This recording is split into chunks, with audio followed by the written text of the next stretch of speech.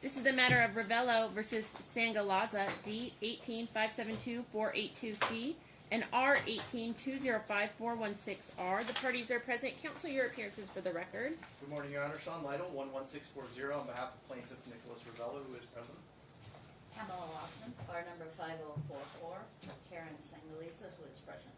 Good morning. This is on for case management conference. Return from FMC. Everybody have a seat. And for Mom's motion for temporary orders, Dad's opposition and counter motion, and Mom's reply. We'll talk about the case management setting at the end of today and set dates in the future. Counsel, I see that we went to mediation. It looks like an agreement was not reached. Mr. Lytle, do I have a financial disclosure form from your client? I don't see it. I just got the hard copy from him today. He was waiting on some records from Wisconsin, and so Okay. we'll be filing that this afternoon. All right, so my order regarding his financial disclosure form is that it be filed within a week of today's hearing date. Mom, this is your motion for temporary orders. It looks like, is Julian 4 months old? Is my math right? All right, Ms. Lawson, go ahead. Okay, Your Honor. We set forth pretty much everything in our written papers, so I won't regurgitate it to you, other than I just want to hit the high points of the timeline of this whole matter. Basically, the parties met in May of 2017. My client was employed in 2 jobs, saving money for school. She is a college student with 2 semesters left to finish to get her degree. She's also planning on going to graduate school, probably law school. Not long after she met the plaintiff, she became pregnant. Shortly thereafter, Dad talks Mom into returning to his home in Wisconsin, which is where he was from and where he lives. Mom goes, she quits her job. She becomes, when she's in Wisconsin, she's isolated, her car's not working. She's home all the time, and he's running around with his friends at night and sleeping all day. Mom reaches out to his mother to try to see if she can talk to him to get him to be a little more responsible. He doesn't work. He doesn't have a job. Mom leaves Dad in December, and she returns home and lives with her parents. She returns to school. She gets a job because she knows it's going to cost some money to get the babies coming. About 2 months later, Dad comes to Las Vegas, and he wants to reconcile with Mom, and he talks to Mom and her parents, and he promises he's going to act responsibly and take care of her. So they try again. In March 9th, the parties lease an apartment. There's 3 parties on that lease. There's Dad, Mom, and Dad's aunt. Dad returns to his irresponsible lifestyle, sleeping all day, going out at night with his friends. The exhibits that we attach show the different times that Mom tried to reach out to his friends, please send him home. He's still partying. Child's born April 25th, 2018. She stays with her parents for a few weeks, and they decide to reconcile, so she goes to the apartment. May, she writes, I guess the parties agree that they're going to have a schedule for who, because the babies, you know how babies are, they sleep and then they wake up about every 3 hours and they want to eat. So they have a schedule. Dad just can't deal with it alone. He wants Mom there when he has the baby. First incident is that Dad, the baby's crying, Mom's not in the room, baby's crying, and then he stops crying and Mom goes to check, and she sees Dad stuffing the blanket in the baby's mouth. And she says, "What are you doing?" And he says, "That's the only way I can keep him from crying." Apparently, I don't know, but apparently Mom doesn't use pacifiers. And he said that's the only way he could keep the baby from crying. A few days later, May 21st, he leaves the baby unattended while Mom's in the restroom. He leaves the baby on the bed, jumps over the balcony, disappears. 21st is a busy day. He later comes back with the police. He wants Mom and the baby out of the apartment. He wants to move back in. Police say she's on the lease, she has a right to be here. He packs the suitcase and he leaves. Same day, He returns in the afternoon with 3 large friends and tells Mom she needs to move out with the baby. She refuses. She calls the police, files a report. May 31st, Mom's father's visiting his daughter and the baby. Dad comes back to the apartment again, tries to get Mom and the baby out. Mom thinks he's acting kind of weird. He might be under the influence of something, and she's starting to become a little bit fearful of him. June 16th, Dad and a friend enter the apartment. Dad packs more clothes, tries again to get Mom to come out. He leaves. Mom applies for child support with the family support center. Dad gets served. He becomes irate. He comes over. He's violently angry. He throws a bowl, just misses her, threatens her with a chair. She calls 911. Dad runs to the guest room, I guess it is, and jumps over the balcony. The police intercept him, but since there's no physical damage, they don't arrest him. Mom has not changed the locks. She's never denied him entrance. When he does come to pack his clothes and stuff, he never checks on the baby, never asks about the baby, never asks to hold the baby. All he wants really is Mom out of the apartment. Mom should be awarded temporary primary custody of this child, and Dad's visitation should be supervised, at least initially, till he takes some classes. He's refused any kind of instruction on the care of an infant. He has no job. He's a self-proclaimed gambler that we don't have an FDF, so we don't know what he makes gambling, but she lived with him for a while, and she said he loses a lot more than he makes. The visitation should be supervised, because Dad is somewhat of a danger to the child until he learns how to take care of an infant. Supervised by who, Counsel? Pardon? Supervised by who? What? I'm sorry. The instruction? Yeah, no, who should be the supervisor? Who should supervise his visitation? I'm not sure. That's a little bit of a problem. Maybe Donna's house until we find somebody. He doesn't have any family here. He's actually Who's from his Wisconsin. aunt that's on the lease? She doesn't live here? No, she lives in Wisconsin. Oh, okay. They couldn't rent the apartment without her because nobody has any enough verifiable funds. Okay, anything else? We're asking for temporary, or not temporary, preliminary attorney's fees. Mom's paying this herself. She's working, well, right now she's not working, but she's looking for a job. And she has family that will watch the baby when she does get a job. So she can't meet him on an equal plane without some help. I don't know what he's paid his attorney. I know I've reduced the fees tremendously, and she's paying payments. She needed the help. I wanted to provide it, and but it would certainly help in the ways of discovery and leveling this field if we could get some preliminary, at least as much as he's paid his lawyer in attorney's fees. Counsel? Your Honor, that was a long and detailed and really fantastic story. Unfortunately, most of it is not true.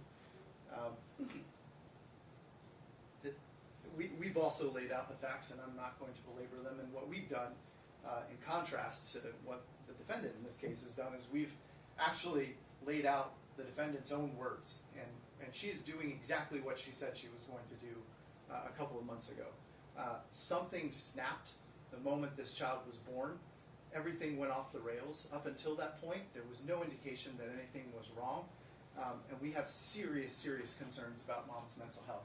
My client has not been arrested or cited. There have been no calls made to CPS or any of these things like that. Indicate, they make some allegations about his criminal record, and you indicate he did have a DUI 3 years ago. Is that right? Is 3 years right? I believe it was about 3 years ago. Okay, but he doesn't have before he ever met the defendant.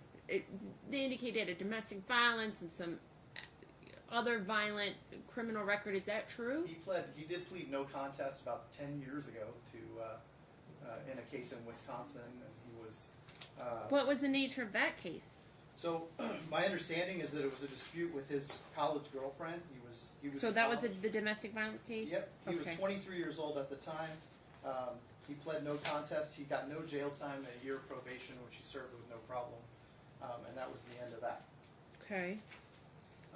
As far as this stuffing a blanket in the baby's mouth, that never happened.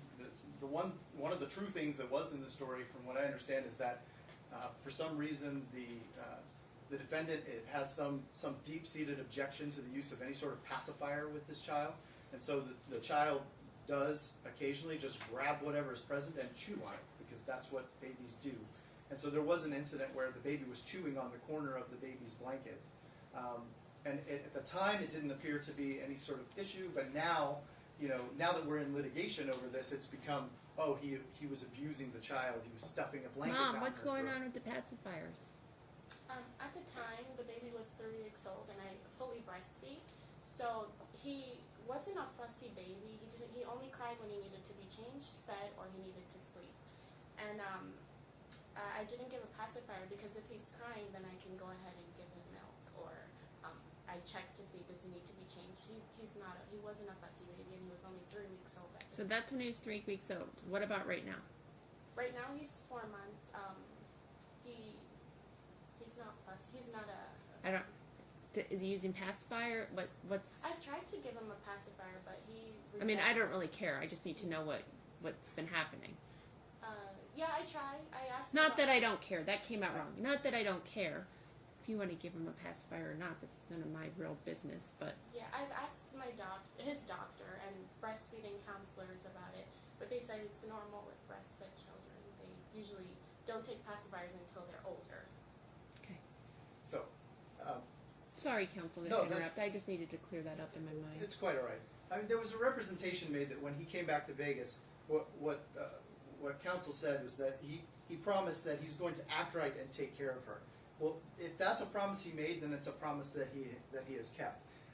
We just heard from counsel that she's not working, she's finishing up school. He is still paying for this apartment where she and her parents, who are not on the lease, are living with this child. He has not seen this child in 7 weeks because she and her parents refused to allow him access to his own home. This is a mess of epic proportions.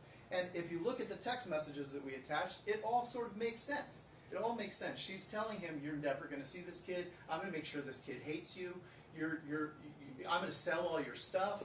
I mean, the text messages are to me compelling evidence of, at the very least, some postpartum issues, and at worst, some pathogenic parenting. Well, you asked for a psych eval, and so Yes. that's what I was trying to get to, counsel. Why do you think that she needs the psych eval? You think that this type of behavior that you see in the text messages was not present prior to the birth of the child? Correct. So you think that it might be postpartum issues? Is or that- the early stages of pathogenic parenting, Your Honor. When I see in writing, this child is going to hate you, this child is never going to like you, I'm going to make sure of it. I mean, that's pathogenic parenting 101. And again, until the birth of Julian, there was no conflict between these parties. They were getting along just fine. He consented, my client consented to coming back to Las Vegas, even though all of his family and friends are, in fact, in Wisconsin, so that he could be here with her and support her and take care of the baby. And the minute the baby was born, essentially, everything changed. And we start getting these unsubstantiated allegations of him being violently angry and all these sorts of things. If the court's comfortable with it, I mean, I know that typically what's good for the goose is good for the gander, and my client is willing to engage in an evaluation and whatever counseling might be necessary as well. But something is terribly amiss in this case. And what we have is a very strange situation where my client is basically, without any basis in fact at all, is being deprived not only of access to his own home, but of any contact with this child. And that's not acceptable. That needs to change, and it needs to change today. So, counsel, what do you think the appropriate order is temporarily? So temporarily, her parents need to be out of that house. They're not on the lease. They have no right to be there. If she wants to stay there on her own, then we're going to have to work that out. But he needs to at least have access to his child and to his home. to at the very least go in and in an unmolested way to collect whatever necessities he needs, so that he's got a temporary housing situation somewhere else. But really, he wants, if she doesn't want to get help, then he would like to be back in that apartment with that child. That's what he's seeking to do today. Okay. All right, thank you. Counsel, I'm a little bit concerned about these emails. They're frightening. Bahaha, you're going to have a lonely, miserable Father's Day. You have no recent photos of Julian to post. Your friends can tell because I post him daily and he's clearly changed. You screwed yourself over. I'm not a fool, but you are. I didn't make this baby on my own, and I'm by no means going to make anything easy for you. And those are the ones I can repeat out loud. She would like to.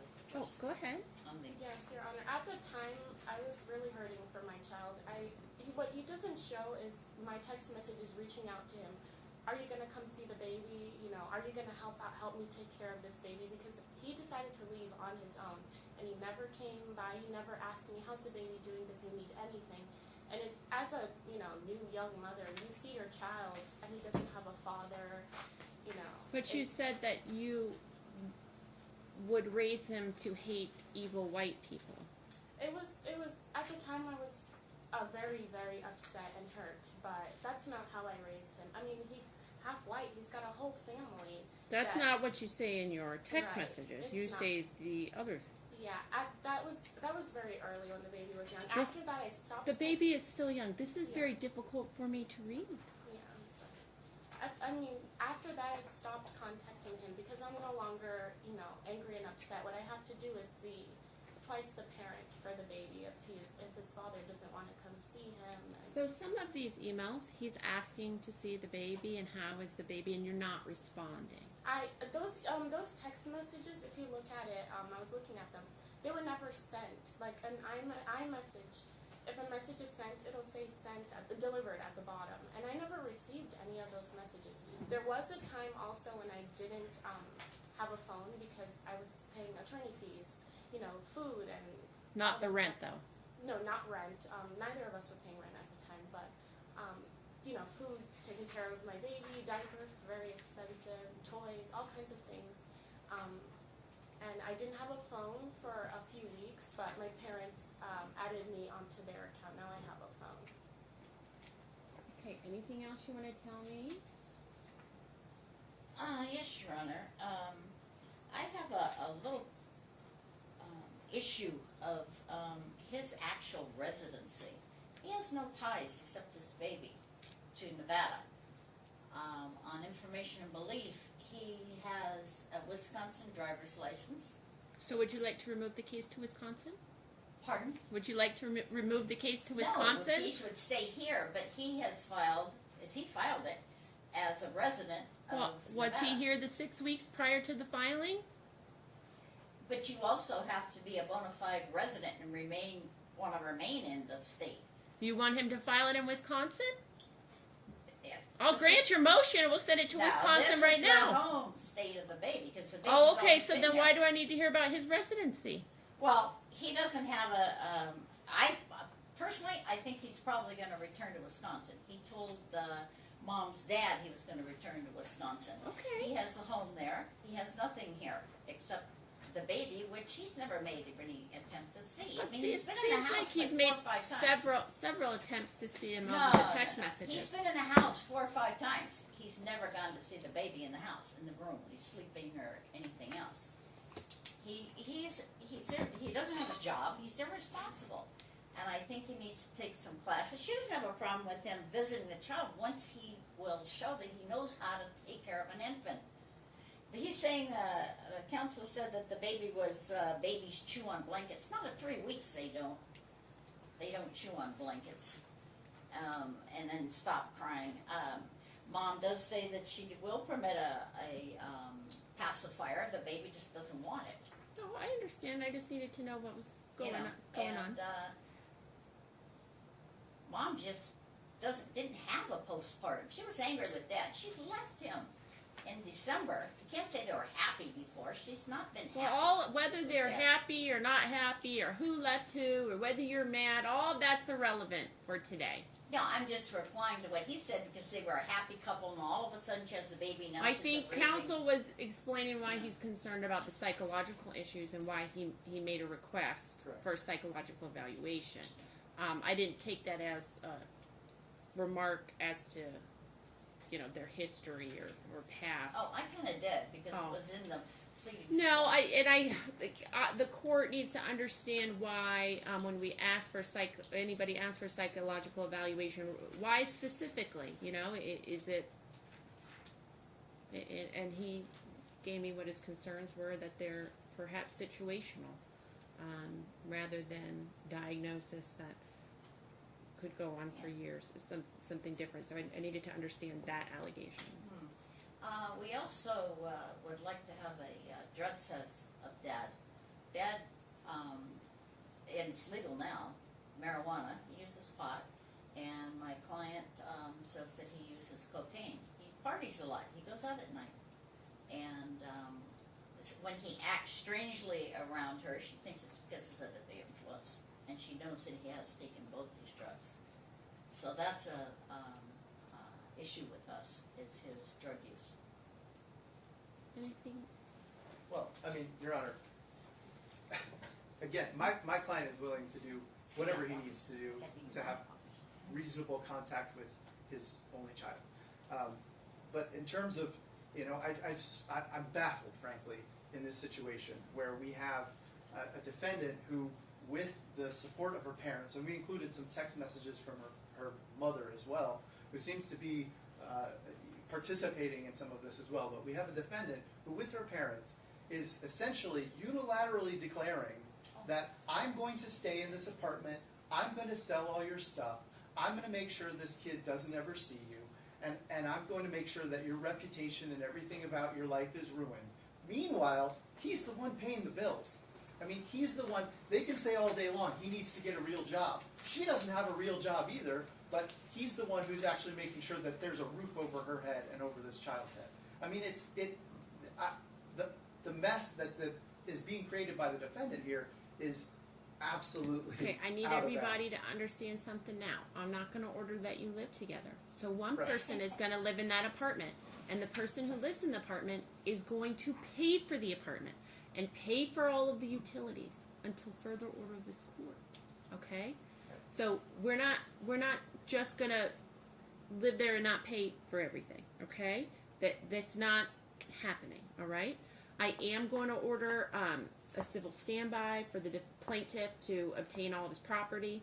We need to think about a time and a place that we can do that. Okay. I am very upset at these text messages. They're absolutely disgusting. Horrible. I don't expect that type of behavior from you in the future. Please understand the following. That the state of Nevada has a preference for joint physical custody. A preference for joint physical custody means that's what they want in the vast majority of cases.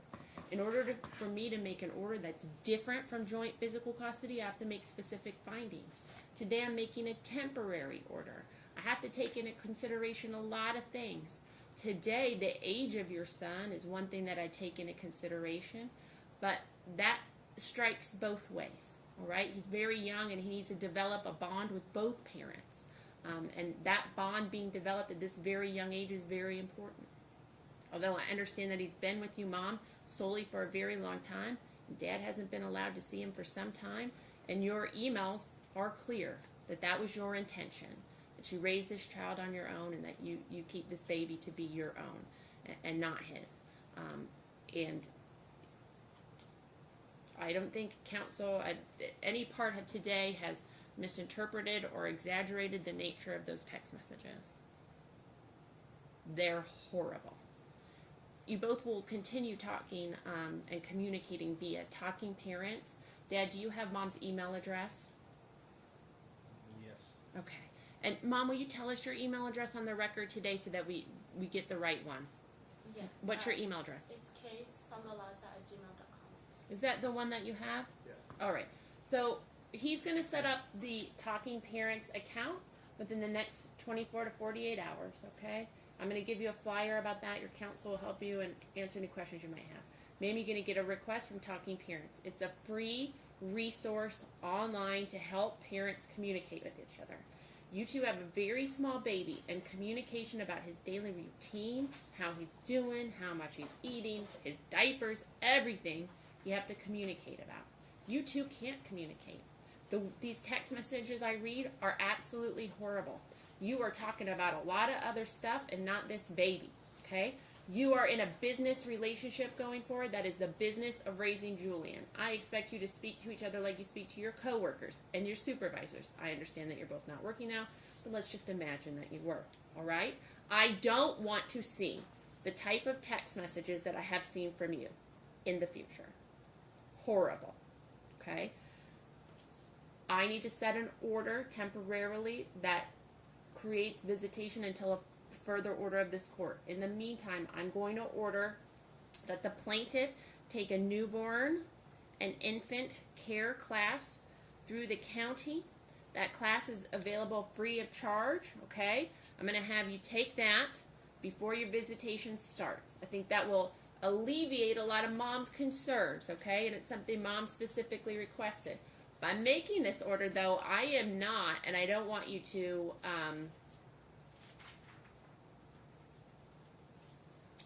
hear that I am taking mom's allegations as true today, okay? I am moving forward out of an abundance of caution, okay? I've had many newborns, it seems like, in my lifetime, and it is always beneficial to parents of both genders to take classes or refreshers that help us know what the new, sleep on the stomach, now it's on the back, by the way, but it's, things change over time, and it's important, and we can only get information that benefits our child. This class is available free of cost. I'm going to give you the flyer for that class in a moment before we leave today. Temporarily, we need to I understand that both of you are not working. Mom, are you going to school now? Do you have a class schedule, or are you getting ready? UNLV just started yesterday. Where are you? I started classes yesterday. Okay, so what's your class schedule? What days are you going? I'm in class Monday through Thursday. Okay, tell me about that. Mondays and Wednesdays I have class from Mondays I have class from 2:30 to 3:45, and then Wednesdays I have an additional class. I have the same class plus 5 to 8, 5:30 to 8:15, and then Tuesdays and Thursdays I have class from 11:30 to 12:45. So you're taking 3 classes? No, I'm taking 6. I have 3 online. And then 3 online in addition to this. Okay. My order is that Mom take over exclusive possession of that lease because Dad's already moved out. We'll set a time. It looks like the weekends are best, either Saturday or Sunday of this coming weekend, for the parties to schedule a civil standby. And counsel, you'll speak to your client about that and how to schedule that and contact the police department. The police department will stand by as he moves those items out of the house that are his. Okay? All right. Of the apartment. And then what about items that we obtained together and gifts as well? So this is not a divorce case, okay, where I separate property. Okay? So if you would like to fight about that, you'll do so in front of another judge on another day. But there are certainly items of clothing or personal items, his parents' wedding photo, things like that, that there's no concern about. Okay? Yes, ma'am. Your Honor, my client came out before at the apartment. There's 3 people in this apartment. Plaintiff doesn't pay for the apartment either. His aunt does, or his mother. I'm not sure which one. Probably his aunt. So is she going to be moving out? Yeah, my client, she'll move out. Counsel? That's fine. You'll move out by Saturday or Sunday? Oh, that's really fast. I'm with school. It's hard. Can I have Well, you've been living there and not paying Yeah, for 10 it for all days. this time. 10 days? Council, 10 days from today. Sure. Yeah, it's fine. 10 days from today. All right. She'll vacate the apartment, leaving behind his personal items. I can tell by the tone of these text messages and the tone of the motions. I need to say this. Do not get caught in the pettiness of who bought the TV. Okay? There are more important things at stake here. And if you want to fight about and send horrible messages to each other about a picture on the wall or a set of pots and pans, you be my guest. But understand it's not going to make me happy. All right? You have one priority, and it's your son and not all this other stuff. Okay? So I implore you to behave as adults. Okay, so 10 days from today. That being said, I think that the plaintiff will have more than enough time in those 10 days to get his get that class taken care of. Council, they get a little certificate from the county at the end of that class. We'll You'll file get that it. over to council. Absolutely.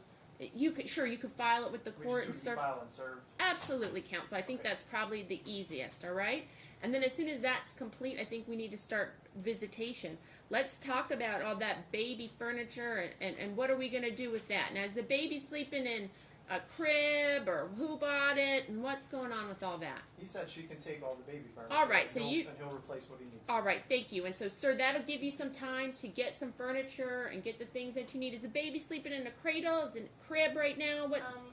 We co-sleep because I breastfeed and he wakes up to feed like an hour, 2 hours at night. Are you spoken to your doctor about this? Yeah. And your doctor recommends this? She says that if I'm able to do it, then it's probably best. And also, Which doctor said that? her name is Anita Henderson. Okay. The court's concerned about that. I'm going to caution you right now. Co-sleeping is very deadly, okay? Extraordinarily deadly.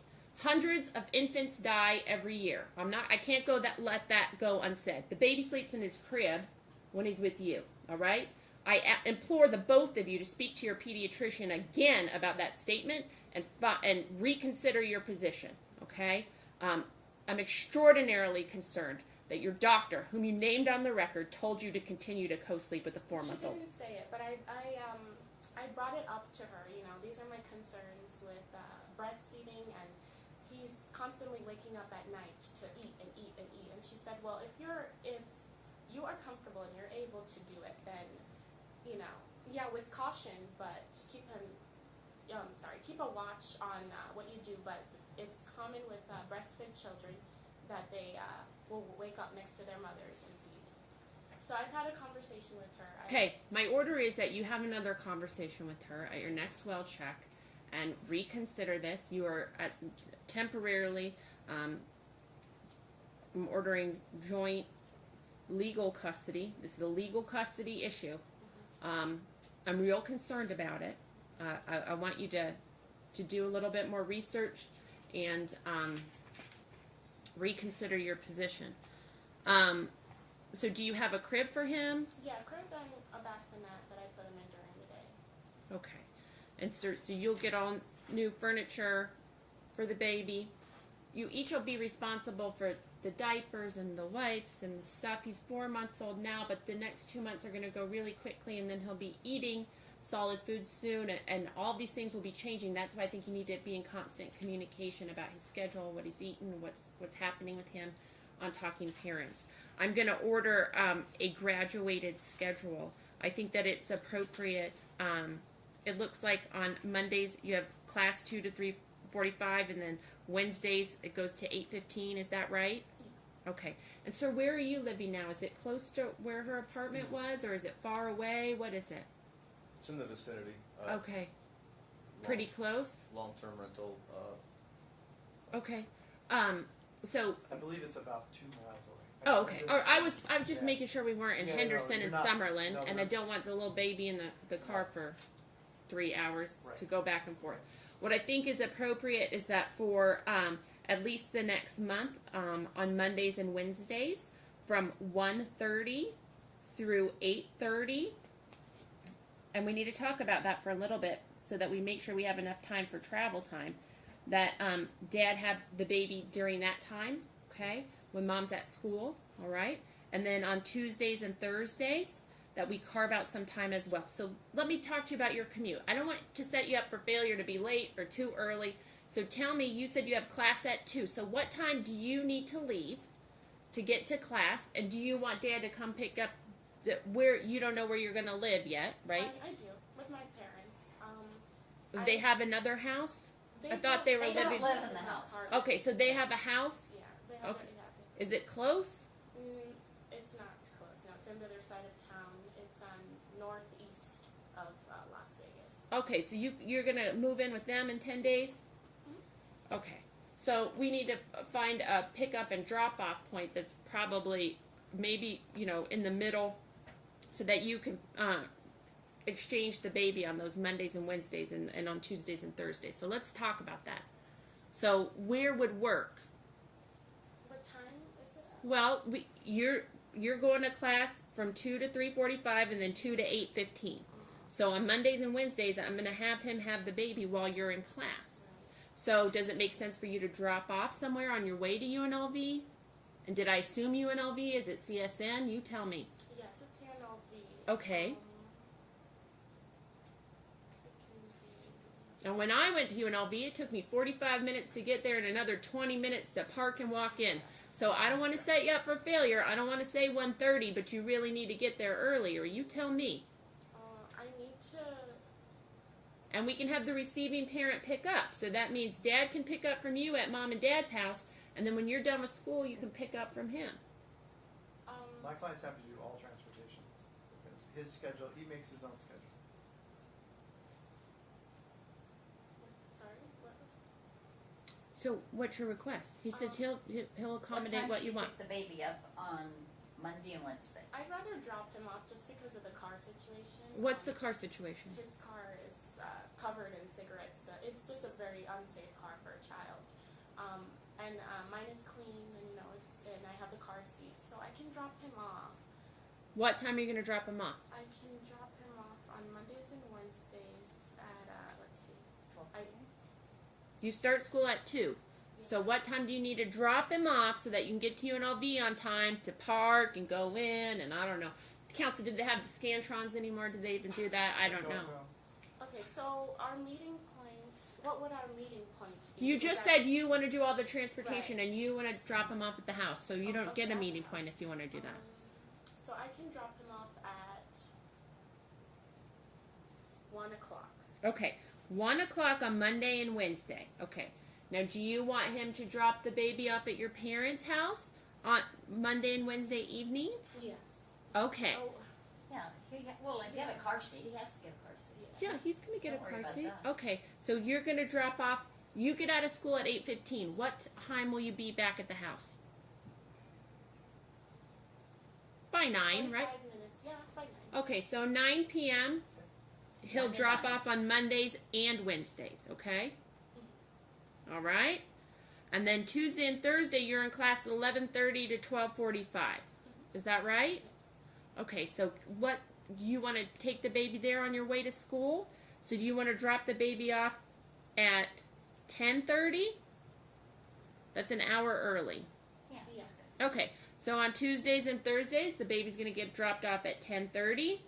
And then, Dad, you're going to drop the baby back off to Mom by 2 p.m. Okay? Council, you're going to get this all typed up in an order so that we understand. In the meantime, I'm going to send the parties to FMC. Okay? This schedule is a lot of back and forth, right? But baby's so little. Okay? So this is a schedule that's created to be temporary. Okay? This isn't a schedule we would have for a 1-year-old, right? Okay? So I want you two to sit down in the same room with the mediator and come up with the schedule that works, okay, for the long term. You're not going to do that tomorrow. Although I'm going to issue the referral today, Council, I'm totally fine if they wait 60 days or 90 days to sit down. I think when time for mediation is really ripe, where they see that they can work together, we're going to be on a new path of new communication, new working together. We're going to have people in different places, and you're going to learn more about traffic and all kinds of things in the next 60 days, okay? And so I ask you to be a little bit, somebody's going to run late one time. The baby's going to throw up all over the car seat in the middle of the commute. These things are going to happen, okay? They're not going to happen every time, but I'm going to ask you to be a little bit reasonable and give each other a little bit of grace in taking care of that baby and doing that transport. But I think this will work out well in the meantime. All right. I'm going to order joint physical custody based on that order. I understand that timeshare is not exactly joint physical custody, but I make this order for two reasons: mom's schedule, dad's schedule, the age of the baby, and with the intention that this increase over time, and that this is the schedule that works at least for the next month before everybody can get settled in their new places, get all the new equipment they need, get the baby class taken care of, you get settled into your school schedule, and we move on. Anything else, council? I'm going to set a date for return from mediation, council. Do you want me to set a trial date today? I think we should. And then the one thing I didn't hear you cover was our request for a psychological evaluation. So, council, I'm going to defer two things: the request for psych eval and the request for attorney's fees until we come back in 60 days. Those two things I'm going to leave on. I just want to include them in the order. I am hopeful that the behavior I've seen on the text messages ends, that we go on a different path, and we can start to work together in this new circumstance. I know it's a time of transition, and that may be difficult, but let's master that, and then we'll deal with those two issues. When we come back in 60 days for return from FMC, then I'm going to issue you a half-day evidentiary hearing and calendar call. Return from FMC is November the 5th, 9 a.m.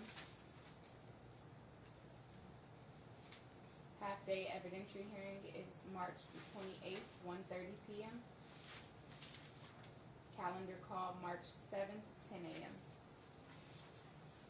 Council, I will issue. I'm sorry, I didn't get the time on the calendar call. Calendar 10. call 10 a.m. 10, thank you. Council, I am going to issue a CMO this afternoon, a case management order this afternoon. My equipment isn't working wonderfully. I would ordinarily do that for you now. I will have that done this afternoon, and you'll have e-service. Thank you so much. Good luck. Thank you, Your Council, Mr. Lytle, you'll prepare the order. Honor. I will.